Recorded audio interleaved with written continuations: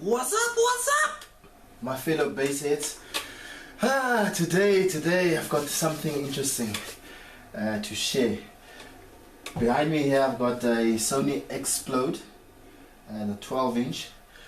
I think it's going to be a DVC. What I'm going to do is I'm going to open this thing up and basically just do some tests on it, just to see if it's still okay or not. The purpose of this video today is the gentleman came with us for, obviously he wanted a decent box for this 12-inch. So I said, okay, look, I can build him one and what. Okay, based on what he wanted, I actually worked around what he wanted, which is a long wide box and a bit of a shallow depth.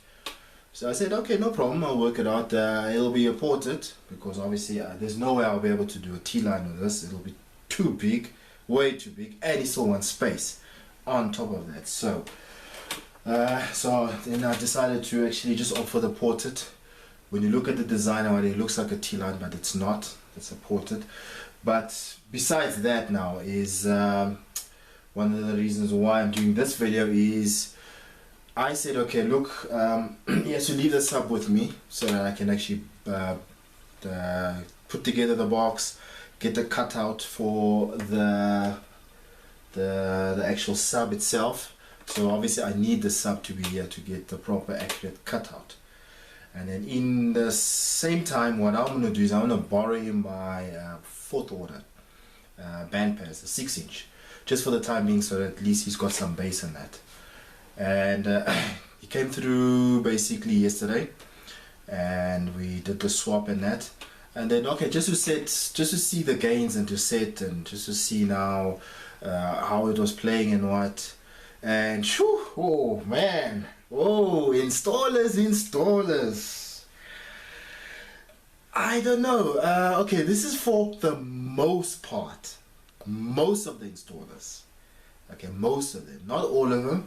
There's a handful, literally a handful of installers that one can actually recommend and say, look, if you go there, you will get good work and it'll be done right. But for the most part, oh man, when I put on the O-scope,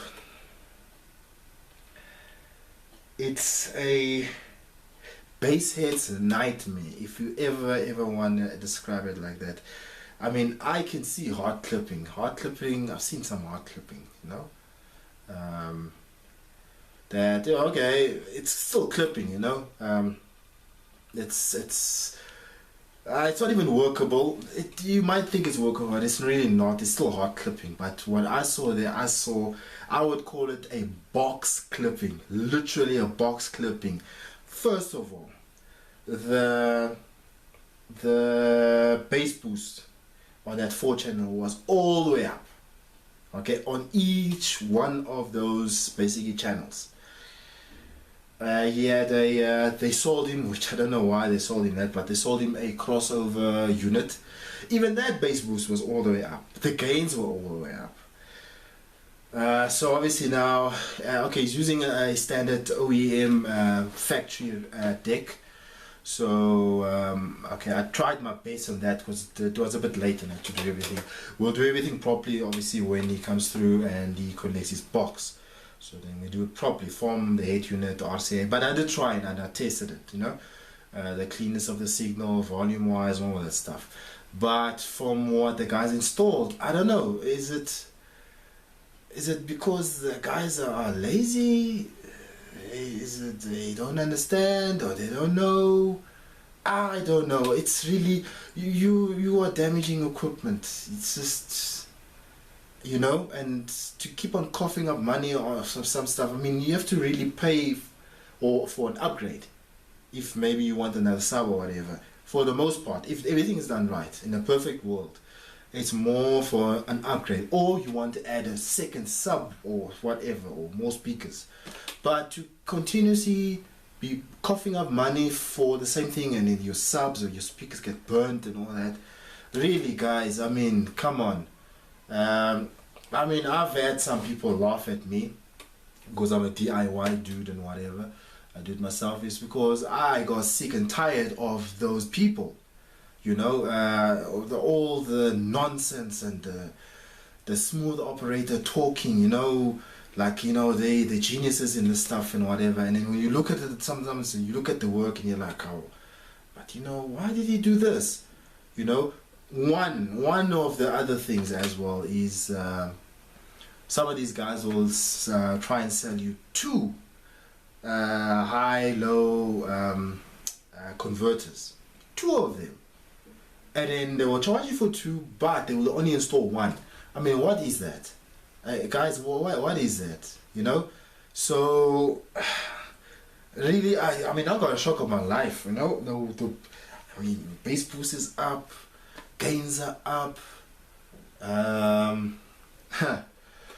prefab box, here's another one, prefab box that got sold to him, sealed, okay, for basically, I would say, close to a price of a decently spec'd box, which is MDF, properly spec'd box for 10 inch, or even maybe a 12 inch. They sell the client this box for that price, a prefab box. Chances are it's even what the chipboard wood that's there, you know, chances are. But I mean, you know, when you see things like this, it's quite disappointing, you know. I really feel sorry for clients out there, people, customers, guys that don't actually know the sound game and what's actually going on, and you get these guys coming and taking people for a ride and that. Really, honestly, guys, I would be a voice, me personally, I would be a voice for those that cannot speak in terms of these things, and then when they get knocked and whatever. So I told the gent that I'm gonna then test it for him to see if the driver's still fine. Hopefully it is. Okay, so I can actually put this in a box and then he can be happy. Decent box, can get more bass out of it, more output. Still using a 4-channel, but you can be able to basically get more out of the subwoofer. So what I'm going to do is I'm going to open it up and then we're going to do some tests and see. Okay, but my first test is just to see if there's any like scratching or screeching sounds. Okay, I'm going to push the sub in and out. So far so good. That's promising, you know. It's not got that like rubbing. So far so good. The saving grace of this setup, even though it was a box clip, I think is because number one, it's a 4-channel. I don't think it went all the way to full volume, because when I did the test, I did it basically the max just to see. There's a possibility it never went there. And if this was a monoblock, bye bye. But even a 4-channel, you can burn a sub in it. It's just I don't think he went all the way up as when I was testing it and that. But definitely monoblock, he would have kissed this subwoofer goodbye. So let's just have a look and see. See you just now.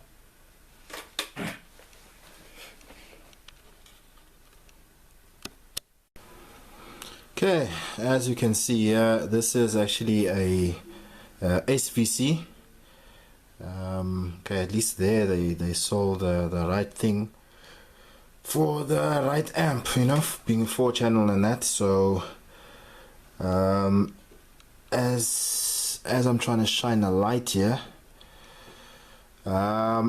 it looks fine. It looks the glue in that doesn't look like, you know, it's hot or melted or what. And when I smell, okay, when you go down to the actual voice coils, I know it's a bit difficult to see. I don't know if you can see that. Yeah, there's it there. It looks fine, you know. So far so good when I'm looking at it, you know, just by eyeballing it and seeing. So doesn't look like there's much any sort of damage done.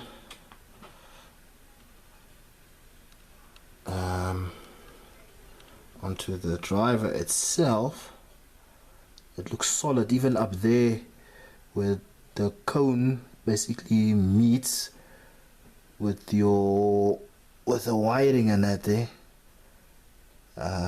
looks fine, you know.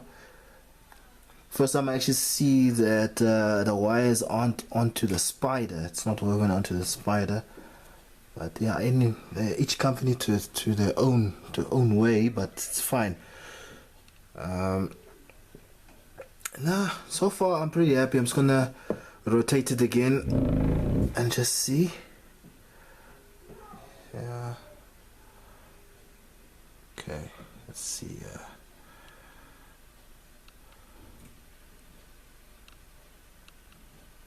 It's just a bit difficult to shine a light and at the same time to take a video. But yeah, this thing looks fine, you know. Now I'm gonna check your impedance on this. And unscrewing the sub, I see there was only basically 2 screws holding it basically. And I see here on top here, there's these screws that are here. And the funny thing is, well, these screws, all four of them, if you have a look here, this one here, over here at the bottom, that's it. That's how long that screw is. So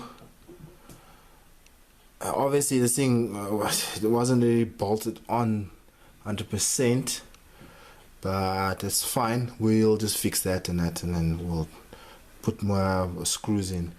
So I'll just see how this goes. Now I'm going to do the test of the impedance. Okay, so now I'm going to be doing the test for the impedance. So yeah, I've got my multimeter. So the first thing I'm going to do is obviously touch the leads together, get a reading there, more or less. Okay, getting a 0.5. Okay, so 0.5 is what I must minus when I obviously now measure the driver over here. So what I'm going to do is, it doesn't really matter positive or negative, whichever way, it doesn't really matter. So now I'll insert the leads and I'm getting sorry, whoopsie. Okay, let's do this again. Okay, I'm getting basically 4 ohms on the dot. Well, 3.94 ohms. So then I must minus the 0.5 or 0.6 from that. So you're looking at about what, 3.5 ohms, more or less. Maybe 3.4, 3.5. So that's a very good indication that it's not blown as well, because that there is accurate. Normally SVC subwoofers, for the most part, many a times, I think basically all the time, you're looking at 4 ohms. It's a 4 ohm subwoofer. So far I like what I see here. Doesn't look like there's any problems here with this. What I'm now going to do is I'm going to check for the polarity, just to see now positive is right and negative is right and whatsoever. Okay, so here I've got the 9-volt battery. The positive would be this, and then the smaller side will be the positive. The bigger side would be then the negative. So looking at this here, it's not actually written positive or negative. So basically the polarity test would be actually telling us what's going for what. That's odd. That is not listed or marked or anything. This is positive, negative. Let me just shine some more light on this so I can just have a look clearly now. And yes, indeed. Nope, can't see anything showing. Oh, there we go, right at the bottom. Yeah. Okay, so according to them, the positive is this side and the negative is this side here. Okay, so let's just see how accurate is that. So positive being the small side on that side, and negative. Let's see. Yep, accurate. Now let's do the opposite. It should suck or go down. There we go. Okay, so far so good. I'm happy with that. Now what I'm gonna do is the last test would then be, if I can now put everything on top of this desk, would be just to basically play like a song or what and just see how it moves. But so far so good. This thing is still fine, so it's just to clean it up, and then I'm gonna try and just remove these screws here because they look like they're quite difficult to get out. And then yeah, this baby will then be for the build.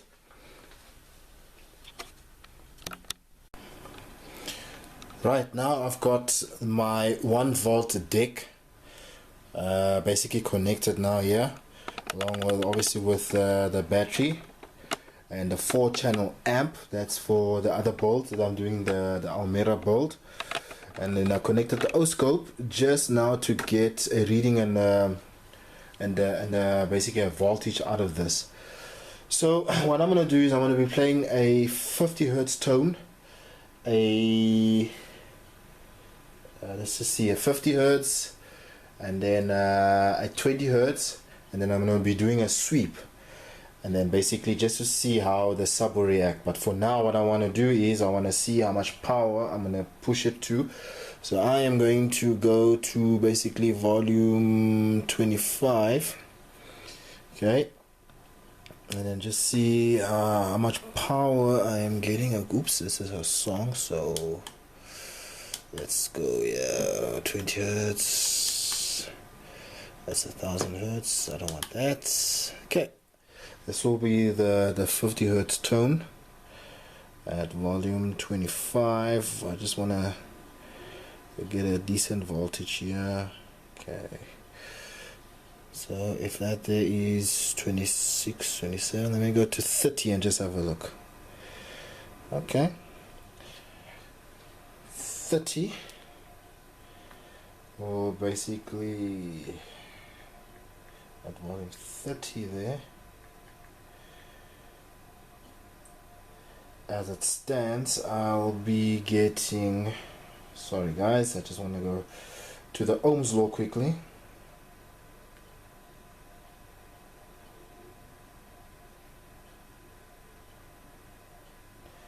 Okay, so I've got voltage, and then ohms resistance is 4.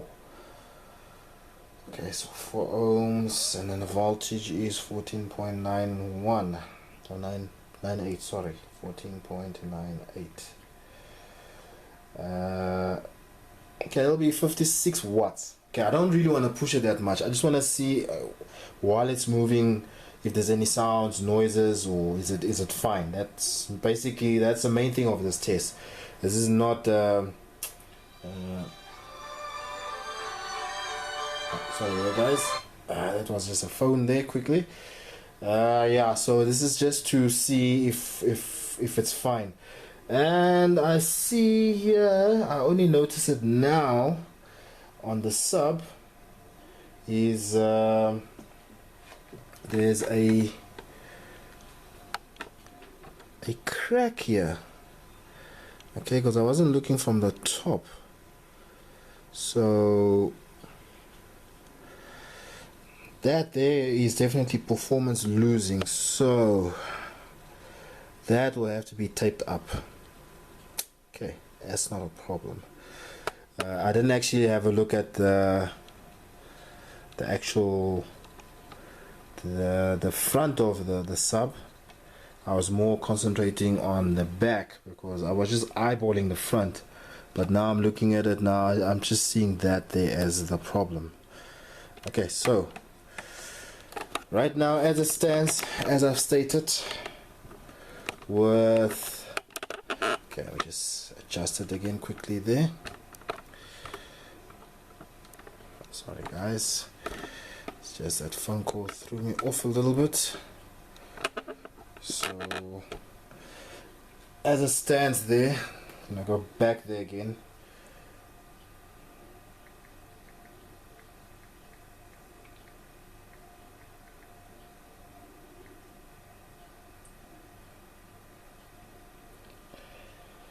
Okay, I'm looking at about 56 watts. That's at volume 30. Okay, so let me just go to the next tone, which will be then the 20 hertz. Okay, the 20 hertz gives me a higher voltage. Okay, so 18.54, which is now 85 watts. No, we can say 86 because it's 85.9, so just running it off 86 watts. But what I'm gonna do is I'm gonna try and keep it as consistent as possible. So when I do the test for the for the 20 hertz, I'm gonna go down one notch so that I stay consistent with the same, more or less the same voltage.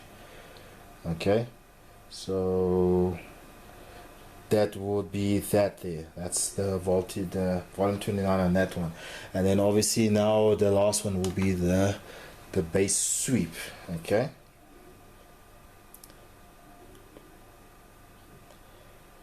so I just want to have a look at the bass sweep.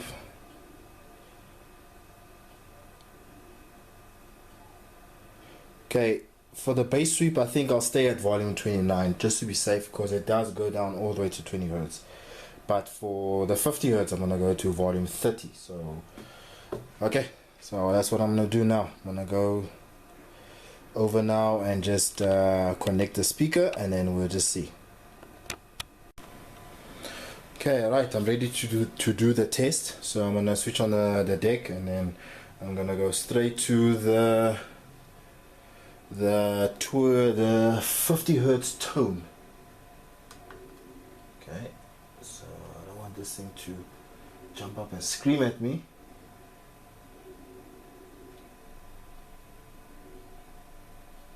Okay.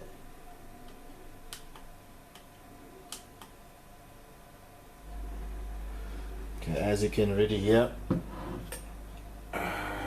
the bass there already. Okay, so now I'm gonna go to volume.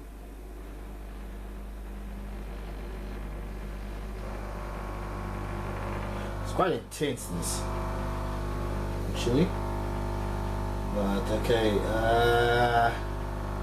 we'll try and go to volume 30.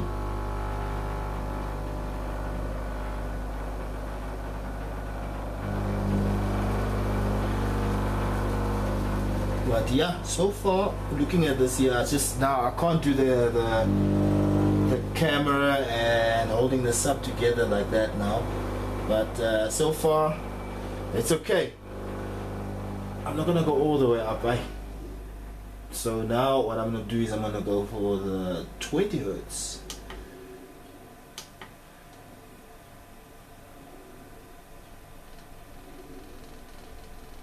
Feels like an earthquake, but I'm sure you can see how that is now moving. 20 hertz. Okay, the volume I only went up to volume 25. Okay, so from what I can see here, from the spider's point of view and that, it's looking okay. It's sounding perfect when I'm lifting it up here, so there's no funny noises or what. That's why I had to pick it up just to hear, make sure. But now it's sounding awesome. Okay, now I'm gonna do the sweep.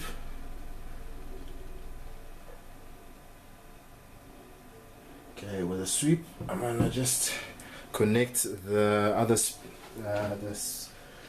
other main speakers in.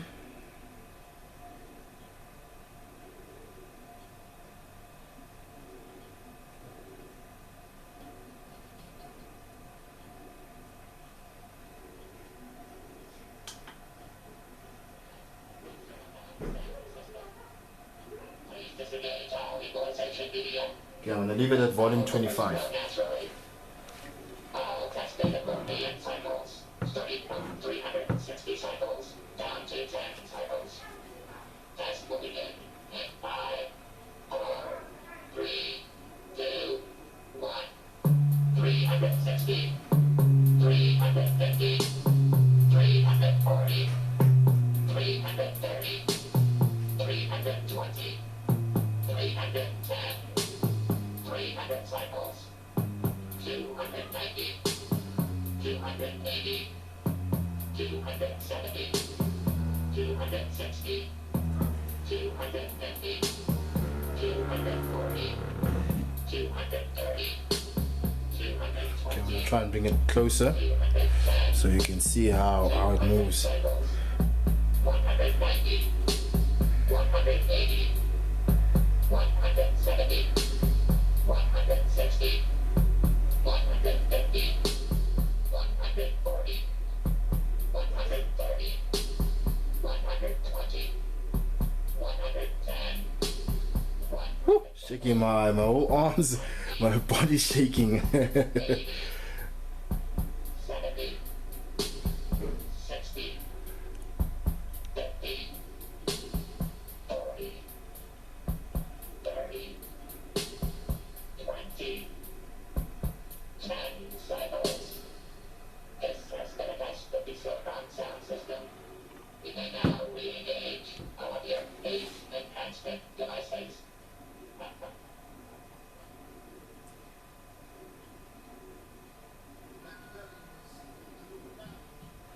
Okay, right. So far I'm happy with it. It's just like I said, this little portion here, it's just to tape it up. I've really got a solution for that. But other than that, the sub is fine. So that's just one of the basic tests you can do, just to check your equipment and just to see if your drive is still fine or not. I think there might be more you can do, but I think I covered most of the basics in that. So yeah, I'm just gonna tell the client that his sub is okay, and then yeah, it's a big go ahead with his build.